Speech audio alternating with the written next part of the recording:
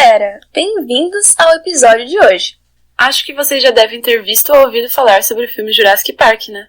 Mas vamos relembrar um pouco dessa história? Que história fenomenal que é essa? Essa saga é maravilhosa, incrível.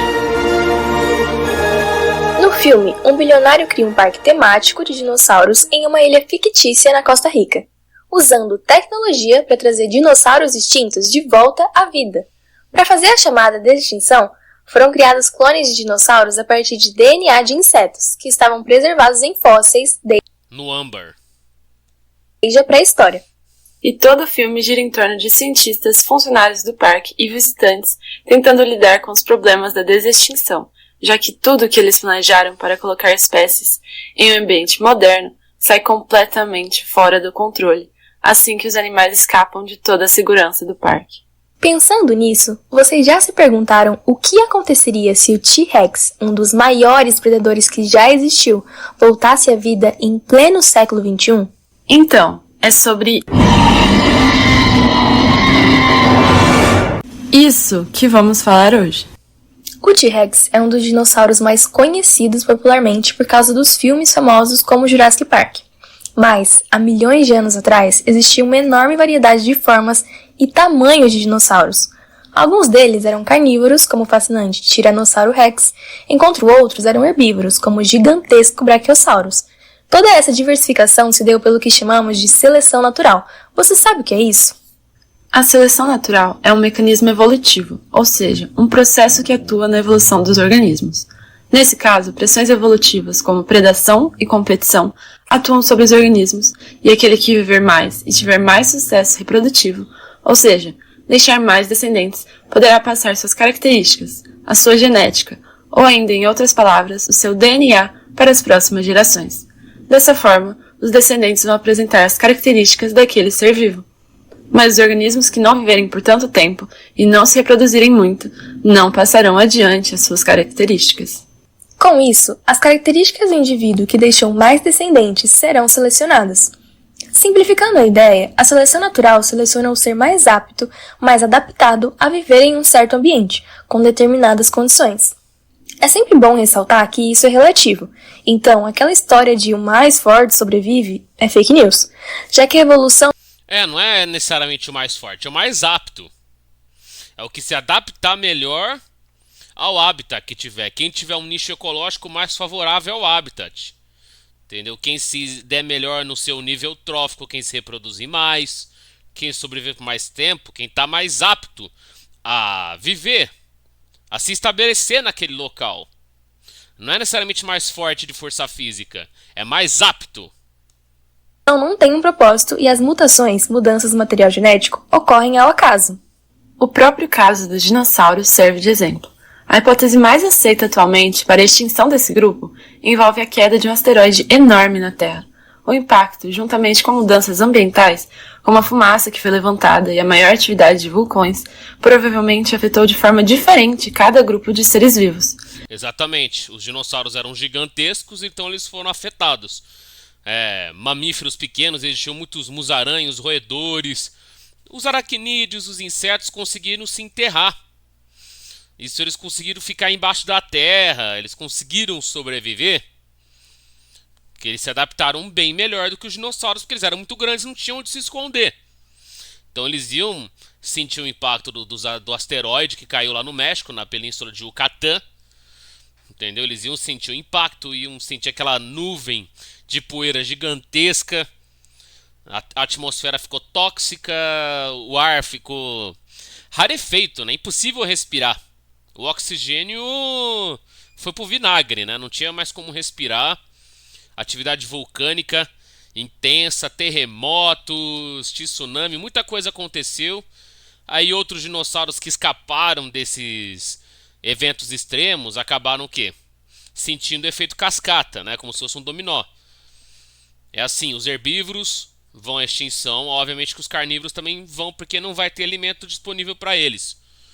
Assim como muitas plantas deixaram de existir, os herbívoros deixaram de existir, em seguida os carnívoros. É o mesmo efeito cascata, é o efeito dominó. Um vai perecendo, o outro vai perecendo, as cadeias alimentares vão ser totalmente afetadas, a teia alimentar vai ser rompida. Então, falta de recursos, falta de alimento, falta de água, muita coisa aconteceu aí, muitos dinossauros, além de serem afetados, né, com o impacto do asteroide, também com os eventos extremos, com a falta de oxigênio, falta de alimento.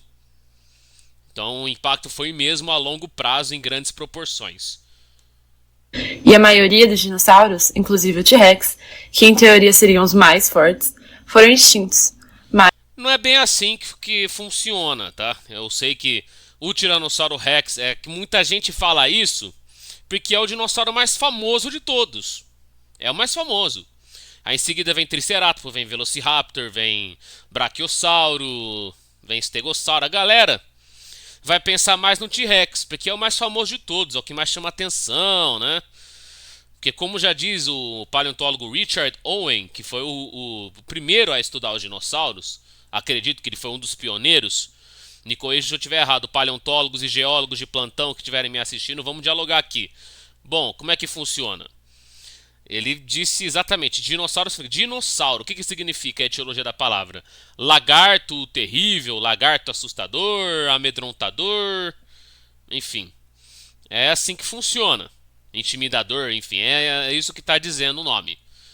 É um lagarto que causa medo, que assusta pela aparência gigante, né, aquela boca cheia de dentes, enfim, o tamanho, aquela massa muscular.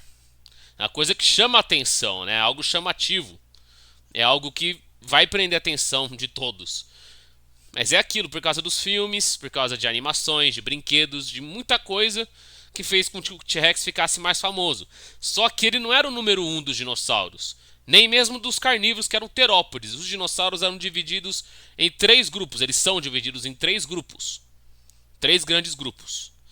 Os saurópodes, os terópodes e os ornitísquios. O ornitísquio, por exemplo, esse aqui parece ser o Eniossauro. Esse aqui que a gente está vendo, esse ceratópsio aqui. Parasaurolofo, que tem, acredito que seja um raptor. Esse é o T-Rex. Esse outro aqui, parece aquele Edmontossauro, parece o Iguanodon também. Aqueles dinossauros que tem a pelve para trás, né, que tem aquele osso. Nossa, eu não vou lembrar o nome daquele osso que fica na bacia ali, na pelve, né, no quadril, que fica para trás. Não vou lembrar direito o nome, mas enfim, fica para trás. E se fica para frente formando um V, né, um V invertido, aí já seria um saurísquio. Antes era ornitísquio e saurísquio, mas saurísquio foi dividido em 2. Saurópodes, que são, né, os pescoçudos, brachiosauro, apatossauro, diplodocus, esses pescoçudos gigantes, argentinossauro, os titanosaurídeos, né, Uberaba titã, o maior que habitou o Brasil. Enfim, esses são saurópodes. E os terópodes, todos os carnívoros, que são bípedes, né, diferente dos demais, são quadrúpedes. Tá ok? E aí o que acontece? O T-Rex era o mais poderoso dos carnívoros? Não. Existiu o Gigantossauro, que habitou a Argentina, que predava o argentinossauro. Esse sim que foi o maior terópode exclusivamente terrestre que existiu na era mesozoica. Tá ok? Eu sei que os dinossauros maiores habitaram o período Cretáceo, tá? Triássico e Jurássico, os dinossauros não eram tão grandes, não eram tão dominantes como no Cretáceo. Entendeu? Agora, o maior terópode que existiu mesmo foi o Spinosaurus aegypticus, que habitou lá a região do Saara, na África, norte da África. Onde hoje é Marrocos, onde hoje é Argélia, onde hoje é Egito. Entendeu? Esse sim que era o verdadeiro predador, topo de cadeia. Esse sim que foi o dinossauro mais poderoso de todos, junto com o Gigantossauro. E o T-Rex ficava meio que atrás. Entendeu? em contrapartida, os pequenos mamíferos que já existiam sobreviveram, assim como as aves, que na verdade são um grupo de dinossauros que está presente até os dias atuais. Exatamente, pois é. Muita gente vai perguntar, os dinossauros, se não tivesse caído o meteoro lá no México, né, o asteroide, se ele não tivesse caído na Terra, os dinossauros estariam vivos até hoje? Gente, eles estão vivos até hoje. São as aves. Eu não gosto muito de falar que aves são dinossauros, mas é a realidade, gente. Por mais que alguém fale, aves são dinossauros, eu vou concordar com a pessoa. Por mais que eu não goste muito dessa nomenclatura, eu digo, aves são os parentes mais próximos, são os principais descendentes dos dinossauros. Eu já aprendi no ensino médio que as aves são originadas dos crocodilomorfos, dos crocodilos, dos jacarés, dos gaviais. Sim, são parentes, são todos arcossáurias, né? Não são lepidossáurias como os esquamata lá, as cobras e os lagartos. Já um outro grupo, são os répteis mais evoluídos, digamos, da Terra, que tem aquela pele bem impermeável, bem resistente, que são predadores de topo de cadeia, tem alta longevidade, pois é. Só que as aves vieram dos dinossauros terópodes, os carnívoros, entendeu? A partir deles vieram a ave do terror, Archaeopteryx, Microraptor, que eram grupos que ficavam no meio entre dinossauro e ave. Era um grupo transicional. Era um intermediário entre aves e dinossauros. Sim, aves vieram dos dinossauros, para deixar bem claro. Além da seleção natural, existe a seleção artificial. Nesse caso, quem seleciona as características é o ser humano. Um exemplo clássico disso são os cachorros. Nós escolhemos as características desejadas e, cruzando os indivíduos que apresentam os caracteres de interesse, criamos as várias raças que existem hoje, como o labrador, dócil, brincalhão e o pastor alemão, atento e protetor. Falando em ser humano manipulando a biodiversidade, vamos voltar à questão central do filme, a desextinção de dinossauros. Trazer essas criaturas de volta à vida em pleno século XXI seria possível? Como faríamos isso? Daria certo? Essas são algumas das perguntas que surgem prontamente na nossa cabeça quando falamos do tema. Respondendo o primeiro questionamento, as técnicas que seriam usadas para distinguir espécies ainda são muito iniciais. Por isso, esse feito ainda seria um grande desafio. Você deve estar se perguntando, como então seria realizada a desextinção? Por que seria tão difícil? Uma das respostas pode ser vista ao longo do filme Jurassic Park mesmo.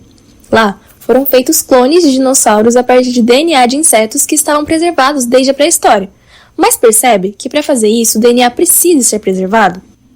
Obviamente que o DNA precisa estar preservado. O DNA ele acaba sendo degradado, acaba sendo desintegrado com o passar do tempo. Entendeu? Ele não vai ficar muito tempo vivo sem estar dentro do corpo, né? Do ser vivo, entendeu? Isso seria um problema. O DNA com o tempo ele vai desnaturando, ele vai se desintegrando. É o que acontece com a molécula de DNA. Ela não vai ter um tempo de meia-vida muito longo. Uma hora deixa de existir. Por mais que esses insetos tenham picado dinossauros, igual os pernilongos vivem picando a gente até hoje, enfim, né, eles pegam sangue para maturar os ovos, né? No caso, as fêmeas dos insetos fazem isso, fazem até hoje com vertebrados, incluindo nós seres humanos, faziam na época com os dinossauros. Mas eles ficam preservados no âmbar, mas é aquilo. O DNA tem o tempo de meia-vida, ele não vai durar eternamente. Entendeu? Ele vai ser totalmente desintegrado. E desde a época em que viveram os dinossauros, passou muito tempo. Então é mais difícil encontrar vestígios de animais com DNA completamente conservado. O que nos leva a um fator crucial quando falamos de desextinção: a deriva genética. Isso também afeta profundamente qualquer tentativa de trazer de volta espécies extintas, como o T-Rex. A deriva genética é um conceito muito importante na biologia evolutiva. Demais. Basicamente, ela se refere a como, ao longo do tempo, as frequências dos genes em uma população mudam por causa do acaso, e não apenas pela seleção natural. Esse fenômeno acontece principalmente em populações pequenas, o que seria exatamente o caso de uma espécie recém-introduzida por desextinção. Ou seja, se conseguíssemos recriar alguns indivíduos a partir do DNA, estaríamos lidando com uma população extremamente limitada geneticamente. Isso significa que esses novos T-Rex teriam uma variabilidade genética muito baixa, tornando-os mais suscetíveis a doenças, problemas reprodutivos e a dificuldades em se adaptar a novas condições ambientais. Além disso, vamos pensar em algo importante. O T-Rex era o que chamamos de espécie-chave. Mas o que isso significa? Espécies-chave são aquelas que desempenham um papel fundamental em seu ecossistema. Por exemplo, no caso dos grandes predadores, como o T-Rex. Eles ajudam a controlar a população de outras espécies. Se um predador desses desaparece, o impacto pode ser devastador em toda a cadeia alimentar. E todo o ecossistema pode sofrer um colapso. Sim. Exato. Agora, quando falamos de desextinção, a primeira coisa que vem à mente é a fascinação por trazer de volta as espécies do passado, como o T-Rex. Mas, além do aspecto tecnológico e científico, existe uma questão muito mais complexa: o ambiente. O planeta Terra que conhecemos hoje é muito diferente do que era quando eles vagavam por aqui. E isso nos leva a pensar, será que o mundo atual tem espaço para um predador tão gigantesco como o T-Rex? Estamos falando de um animal que viveu há mais de 65 milhões de anos. Naquela época, a distribuição de terras, mares, vegetação e até a atmosfera eram diferentes. Hoje o clima é outro e as espécies com as quais ele teria que coexistir são completamente diferentes. É verdade. Além disso, as condições que permitiram que o T-Rex fosse uma espécie-chave também não existem mais. Por exemplo, ele se alimentava de outros grandes dinossauros herbívoros, que também já estão extintos. Então, se o T-Rex voltasse a vida, Esse aqui é o galimimo, tá? Esse pequenininho é o galimimo, o nome. de que ele se alimentaria? Estaríamos introduzindo um predador sem presas naturais. E isso sem falar no impacto que ele poderia ter nas espécies atuais. Ele poderia acabar dizimando populações inteiras de mamíferos ou outras formas de vida. Ou pior ainda, ele poderia não conseguir se adaptar e morrer rapidamente, tornando todo o esforço de desextinção inútil. Quando falamos de desextinção, é evidente que cada espécie está conectada a uma rede complexa de relações ecológicas. Pois é, galera. Isso nos leva a refletir se a desextinção é realmente a solução ou se é uma ideia fascinante demais para ser viável na prática. Afinal, a natureza evolui, e embora seja possível trazer uma espécie de volta em termos biológicos, o mundo que ela conhecia não existe mais. E essa complexidade ecológica nos faz pensar não apenas no que aconteceria com o T-Rex, mas como toda a biosfera teria que se adaptar. E mais importante, será que deveríamos tentar? É melhor não, né, gente? É melhor não. Vamos andar pra frente, né? Vamos virar a página do livro. Dinossauros apenas viraram história, viraram paleontologia. Pois é, coisa antiga. Entendeu? Virou passado, virou história, virou legado. Então, não vale a pena. Ele ia causar problemas se conseguisse sobreviver, se conseguisse se adaptar, ia causar muitos impactos negativos na biodiversidade, porque ia ser o quê? Um bioinvasor, uma espécie invasora. Ia causar um desequilíbrio ambiental gigantesco ali no bioma. Entendeu? Fora que seria difícil ele se adaptar por causa das condições climáticas, de vegetação, de recursos que existiam, que eles precisavam para atender suas necessidades, está totalmente diferente de como é hoje. Entendeu? Fora que, né, a deriva continental que teve, né, a separação, enfim, dos supercontinentes, que já não existia mais a Pangeia, nem Laurásia e Gondwana, né, que já se dividiram em vários continentes que a gente conhece hoje. Enfim, por causa das placas tectônicas que movimentaram os continentes para posições diferentes que eram na época que eles habitavam aqui. Seria algo, tipo, inimaginável do que a gente poderia ver. Então não tem como mesmo a gente trazer os dinossauros, fora o DNA que já foi totalmente desnaturado, degradado, desintegrado. Entendeu? É impossível, ainda mais a memória genética das aves, porque as aves são descendentes, tem que pegar a memória genética do passado, do genoma. E aí complicou, né? Aí complicou, gente. Complicou até o pescoço. Essa é uma das questões centrais da desextinção, que mistura a ciência, ética e a ecologia. Por isso, a preservação das espécies atuais é uma das chaves para manter o funcionamento dos ecossistemas. Exato. E garantir a biodiversidade.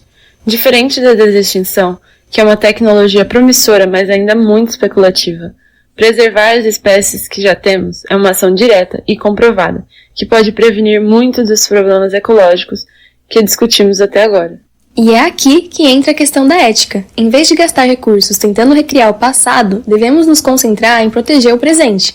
As espécies que estão ameaçadas agora podem ainda ser salvas, mas para isso precisamos agir rapidamente. E o mais preocupante é que muitas das espécies que estão em risco hoje foram afetadas diretamente pela atividade humana. Desmatamento, poluição, mudanças climáticas e exploração desenfreada dos recursos naturais.